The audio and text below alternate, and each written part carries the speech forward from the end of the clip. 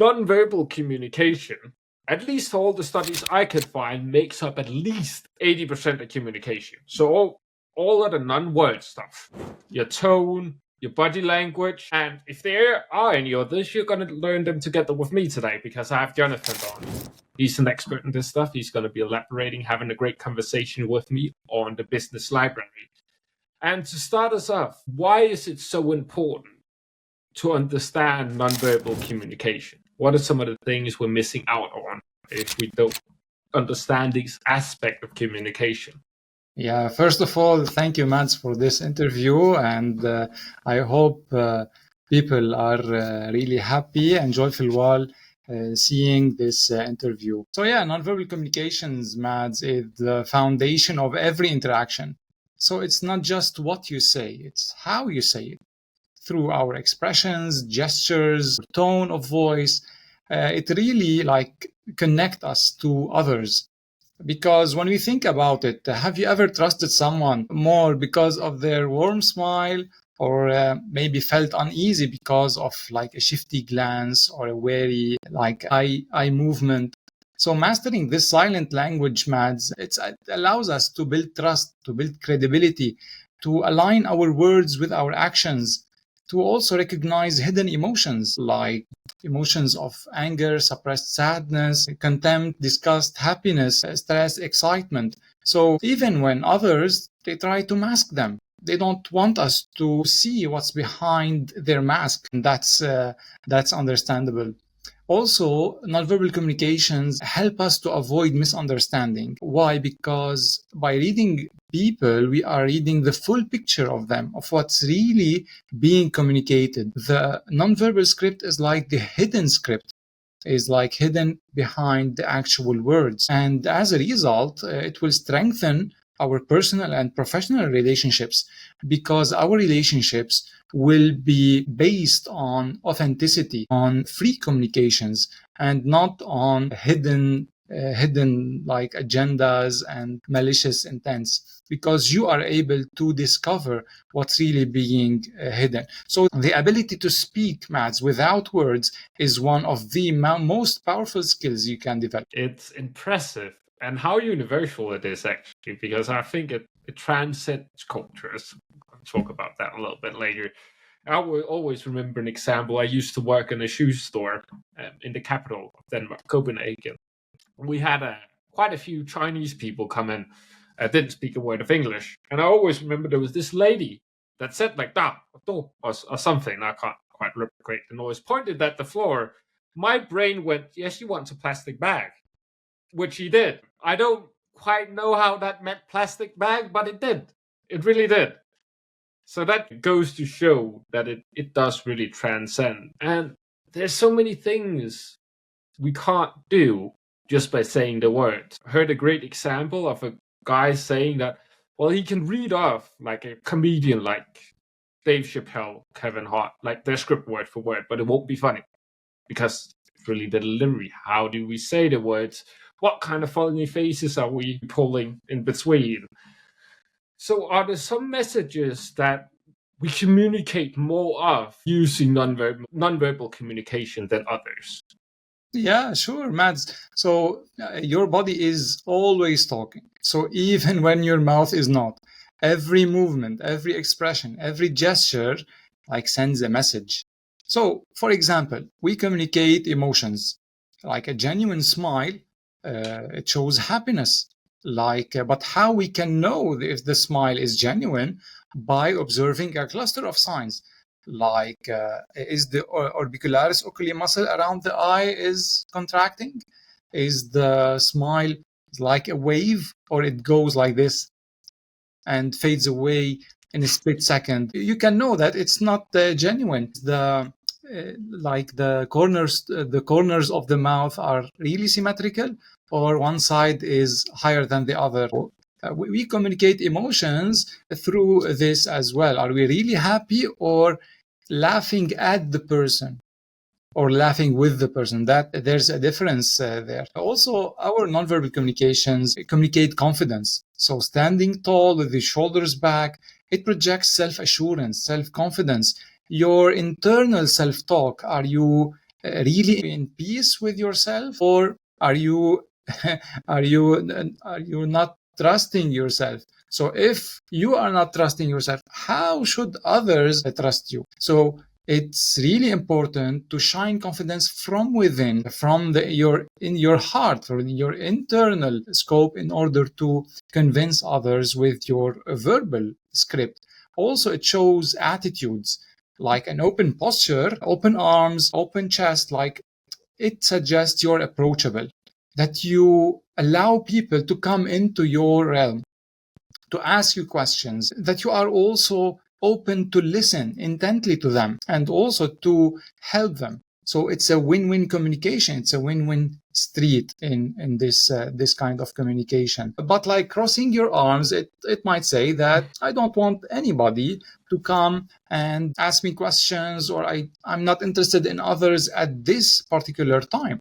It might say that you're defensive at this particular time because there is a certain reason that others might not know, but they just see this and they prefer to be distant because you've signaled this. You've signaled that you don't want anybody to approach you at this particular time. And if this continued, like if it's a pattern, it will harm your image for people. So in people's minds, one time they seen you having like a closed facial expression, another time they've seen you a closed body, like a closed crossed hands or a closed body posture. With time, people will have this impression of you. It's more than the first impression that you're not approachable.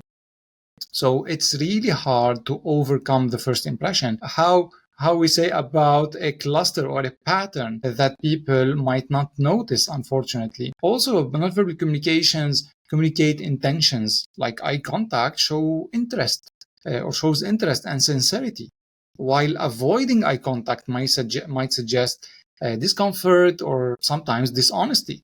So I can't blame someone if they see if I am seeing them in the face and watching them and looking at them in a nice way. Of course, we will talk about it later. So it's really a comforting thing to know what's the real percentage of an acceptable eye contact. And abiding by it will make others also feel comfortable, along with the way I am looking at others. We will talk later on about the deep gaze. So a firm handshake, for example, signals professionalism.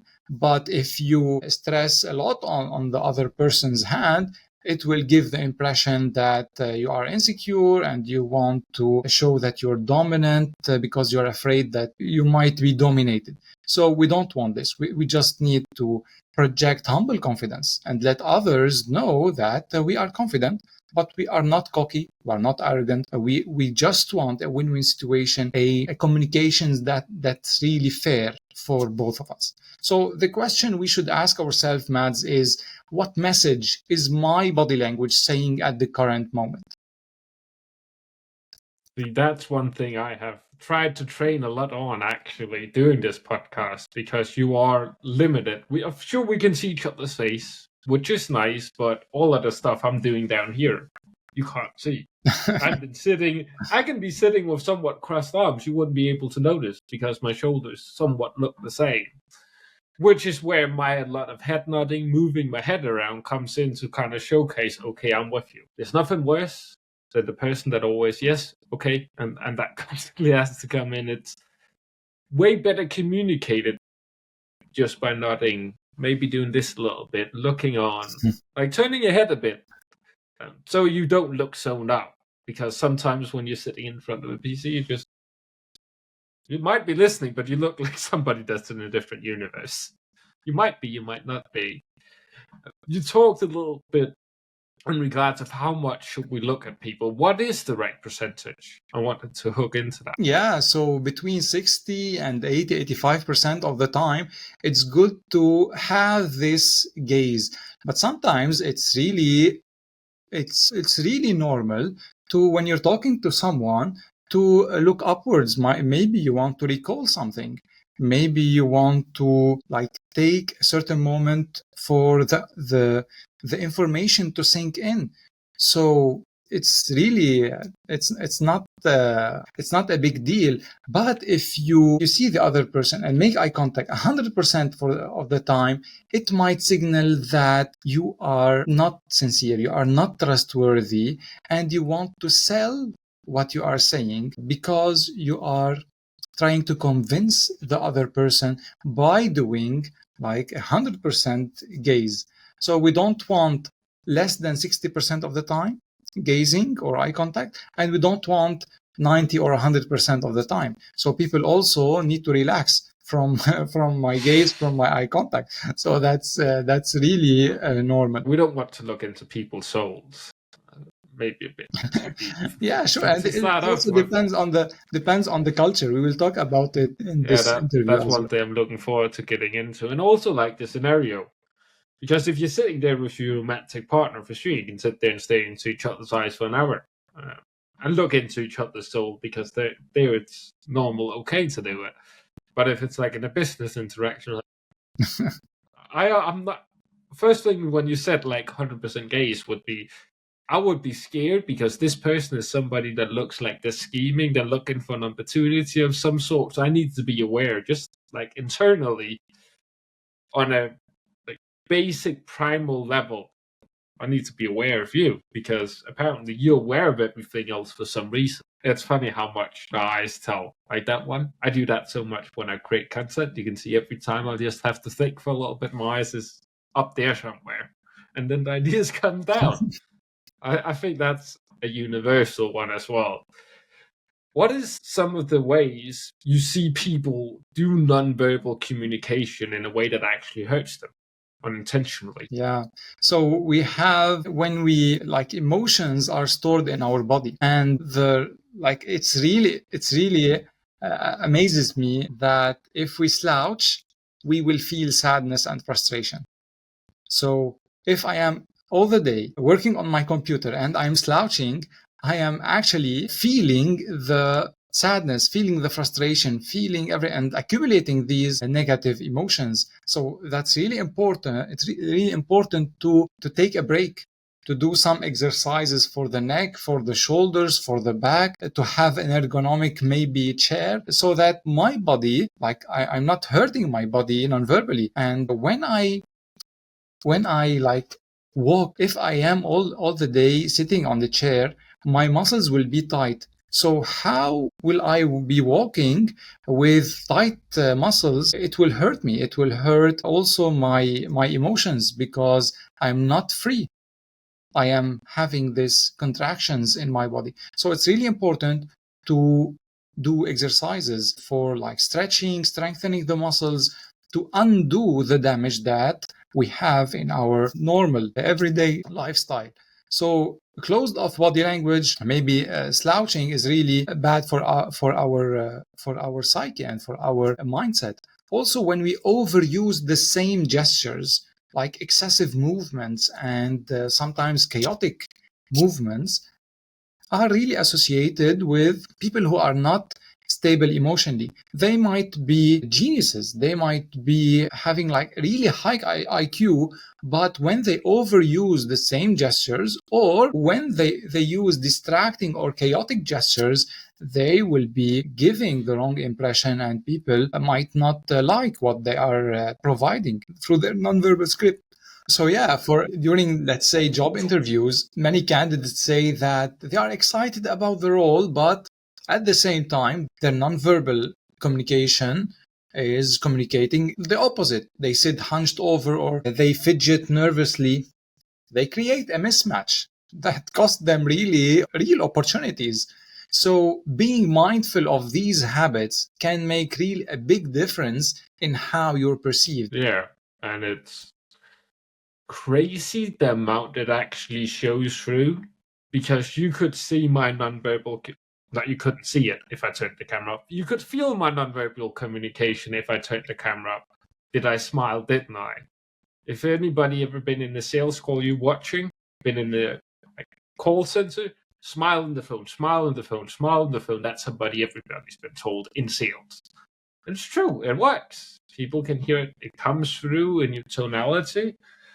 And in a way, wouldn't you say the nonverbal communication is really the most honest and truthful communication that can be done? Because there's especially body language, you can't really hide that too much. At least it's a lot more difficult for most people to do. Exactly. And how to create that positive body language? We use visualization techniques. So visualize yourself doing that interview in the best way possible. So you are creating the emotions, you are creating the script for your subconscious mind, and your subconscious mind will help you because you have rehearsed what you wanted from your brain to help you with. Because if you go prepared, but at the same time your brain is seeing it assesses like the situation, and like a freeze fight flight mechanism is now it's as if you've seen a snake, but you haven't seen a snake, it's just an interview. But if you have that reaction, your brain will be hijacked. You will forget things that you should remember and you should say for the interviewer. But unfortunately, your body language is really affected by your brain. It's the brain language, the body language. So that's why we create emotions by focusing on authentic, positive self-talk. So why you are enthusiastic about this role. So magnify these and focus on them. And that's how you can get to the next point. You can get to a relaxed, you are really composed, you can speak fluently and come across as confident and to be perceived as fit to the role. Yeah, if you think you nailed the interview and they didn't call you back, they probably picked up on one of those things. Maybe you were a bit too fidgety. Thinking back as you spoke, probably why I missed out on a few interviews, because I can definitely, if I'm not aware of it or I don't become aware of it, I can sit and fidget about it, just because they keep my brain interact, whatever. But it can also hurt you in certain suggestions, because again, you need to keep your brain active. Do you need to keep your brain active because you're not listening? Is that what you're communicating here? It can very easily be understood like that. A whole bunch of things that we don't really consider because we haven't been aware of it. Like, you can't use the tools in your toolbox you don't know are in your toolbox. You have to know they're there, otherwise it's very difficult to use them. So what's some of in the way of we can reverse it a little bit? We talked about looking up. We talked about crossing their arms. What are some other common signs people use in nonverbal communication? Yeah, sure. So reading people isn't about being a mind reader. It's about just noticing patterns and paying attention. For example, so we watch for cluster of behaviors. For example, if you have like people say, I'm fine, and that's the biggest lie. Nobody's fine. Okay. They are saying Well, they're not the fine. way when you hear that word. Yeah. So they just, let's say, press their lips like this. That might be like they are concealing negative emotions like sadness or maybe anger. It depends on the eyes. So if I press my lips like this, my eyes are sad, so that's compressed lips with controlled sadness. So that's I am concealing the emotions of sadness, and that's an indication that I'm not fine because I am sad, because there is a story behind it. If, let's say, I raise one eyebrow, it means that if I am listening to somebody else, it means that I am skeptical of what they are saying. But if I am talking and my eyebrow keeps going up, it means that I am skeptical of what I am saying. So if I am skeptical, that means how could you be convinced of what I am saying if I am not convinced of it? So it's really important to speak the truth, to speak something I am really convinced of.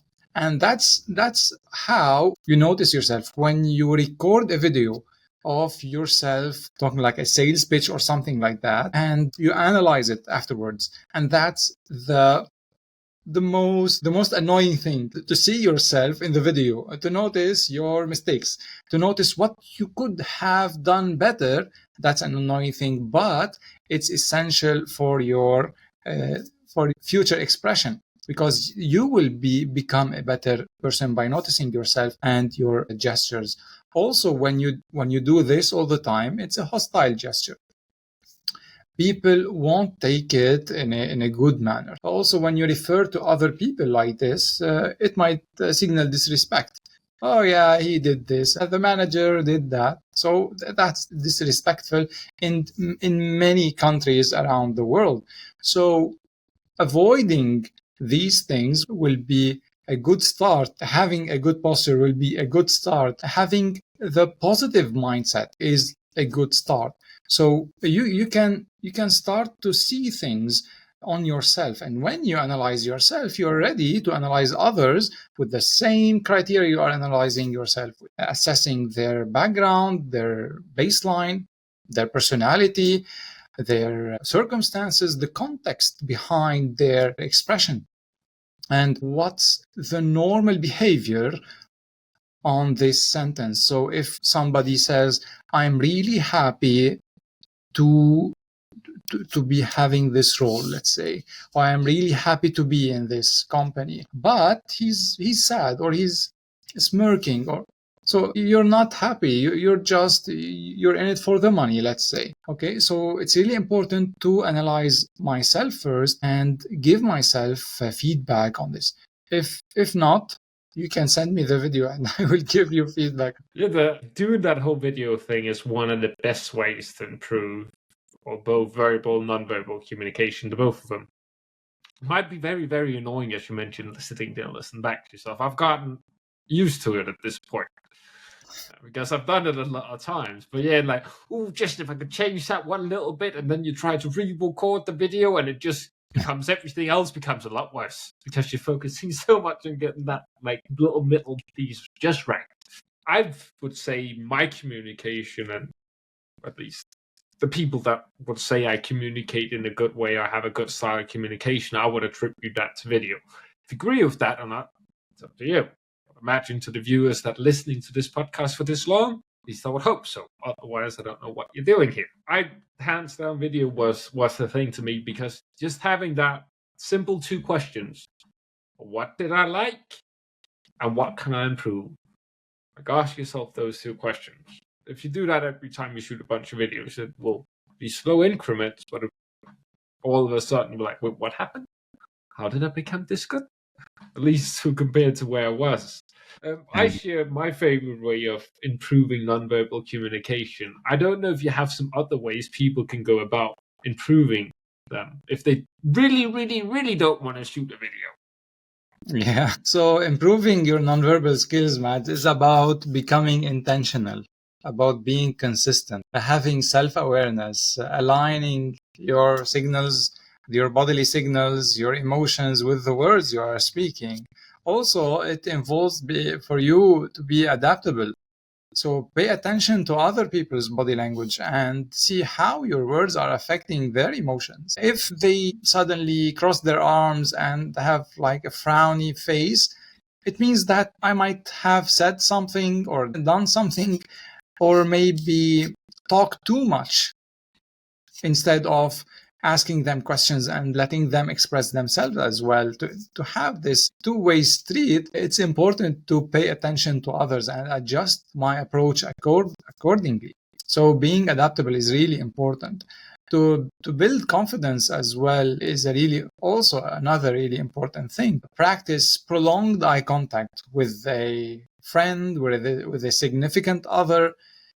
Try to use calm, deliberate gestures, and just close your eyes and think of the statement you will be saying, or think of the idea you have in your mind.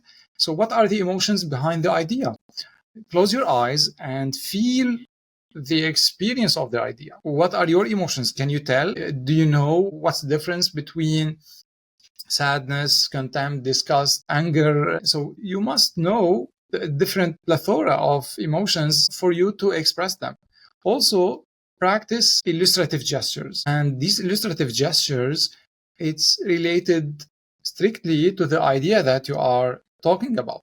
So if I do this, 1, 2, and bring them together, it doesn't make sense alone. But if I am talking about, we have this group of people and that another group of people, and we want to bring them together, and now it makes sense because it's an illustrative gesture. it comes to complement the words. We have also emblematic gestures that we don't have to speak to do them, like the thumb up, or like the smile, or anything that's emblematic, that it's designated to send a signal, or even like a wave, a hand wave, without saying hi, without saying bye. Doing this infers that you are sending a certain message. So yeah, use calm, deliberate gestures, record a video. Maybe if you don't want and you don't like to record a video, it's really important to stand in front of a mirror, okay, to see your reflection, to see how your emotions are coming across, to see yourself from a third party perspective. And that's how you get better and better each. And that's how I improved my body language. Because at first, like 10 years ago, 11 years ago, I had like my challenges in this realm, but I decided to do something about it. I had coaches, I had mentors, I had people who helped me, and this is how I did a TEDx speech. I was more than 80 TV interviews locally and internationally. And yeah, it's really important, if you have good ideas and really interesting ideas, not to keep them to yourself. In this world of video and streaming, it's really important to express yourself through the video. So having the fear of public speaking, the fear of the camera, is really, it's unfortunate in these times. So work on it, and you will be better one day at a time. Yeah. Into the fear of the camera, to me, is there is certain things about yourself you don't like. Same as if you don't look in the mirror. There's some things about yourself you don't like because the camera is not making up stuff. It's just reflecting whatever you're doing with audio. That's the difference between a mirror. I have a thing. I love to put people in boxes, kind of just to guess. Did I get that right? Did I get that right? How are they as a person? Just as a little experiment to keep myself entertained. And picking up on how other people use like their body language. I can just stand there and just observe people for half an hour. I have a great time. This. Just picking up with those things, and I think you did mention the most important word, which is intention. Doing it with intent. Otherwise, you won't go anywhere. As soon as you start doing it with intent, you will slowly become more comfortable and start doing the things you might not otherwise would have done. And one thing we did elaborate to a few times earlier in this episode was, how does the nonverbal communication change from culture to culture, basically all around the world? Because we all use it. It's a bit different, though. Yeah, sure. So if we take, let's say, we talked about eye contact. So in Western cultures like Canada, much of Europe, US, direct eye contact conveys confidence, attentiveness, honesty. For instance, by maintaining eye contact like during a job interview is expected and seen as professional.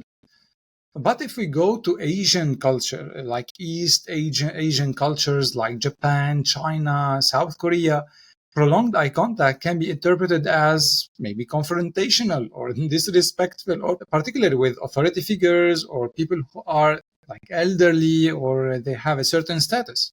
So it's polite to avert your gaze slightly when listening to someone senior in that case. As for like Middle Eastern cultures, eye contact is generally valued. But at the same time, maintaining strong eye contact between two men can be confrontational at times. So you don't want to steam the other person by doing this.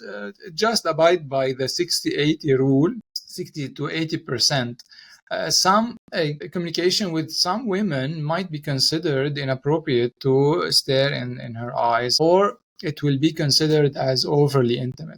So you don't want these blunders to ruin your business communication or your social communication. Just respecting others, respecting their cultures is the thumbs up, is the rule of thumb for this type of communication. If we go to, let's say, gestures like the thumbs up gesture, In the US, or much of Europe, it's a positive signal, meaning like a good job, everything's okay. But in some countries, like Iran or West Africa, it's considered rude or offensive. Like it's really inappropriate. And they like the okay sign as well. In the US, it means everything's fine, all good. In Brazil and Turkey, it's like an offensive gesture. So we don't want that. Yeah. So doing our research for each culture, if I know that I have a person, a colleague from Asia or a colleague from Africa or a colleague from the Americas, so I need to like do a research. It shows that I respect him. I respect where he comes from. I respect his culture. So, and it can be positive first because I'm not just avoiding the negative things. I'm also abiding by the positive things that he likes, and that's how we can communicate positively and leading to a positive relationship. Yeah. Few things you definitely do want to avoid. Do that. And the thumbs up. You think you're all good. You're doing a nice gesture, otherwise, and as soon as you do it, the face expression start to change. But luckily, never happened to me. I haven't been to a lot of those places. But it comes, as you mentioned, down to respect. Like if you don't take the time to understand at least like the surface level stuff of another culture, a lot of people would not consider you worth the time building a relationship with on the other end. And I have actually learned when I was in Rome that it used to mean, like this used to mean off with your head, you're done, that in the gladiator days, and this meant to put down your sword. So we kind of just flipped it. And apparently they're doing it right still.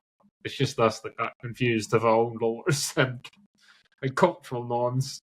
But you also talked about people could send you a video if they wanted to get some feedback. Where can they send you that video, and what would be another logical next step they can take if they want to learn more and improve the nonverbal communication?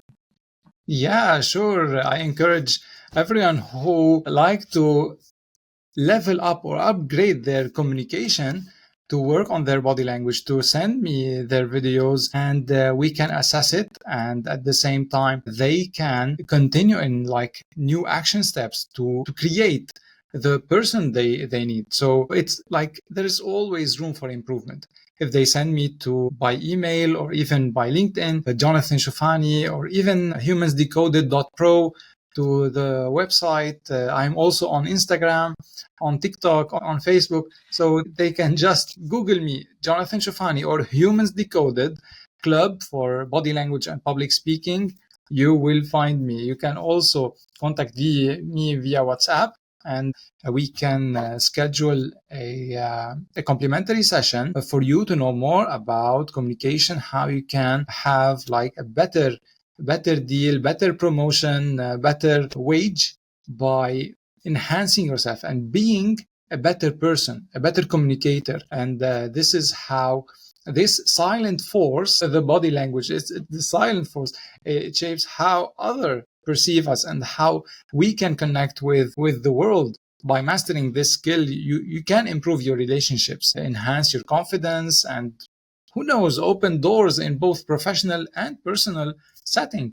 So every gesture, every posture, every glance is an opportunity to make an impression.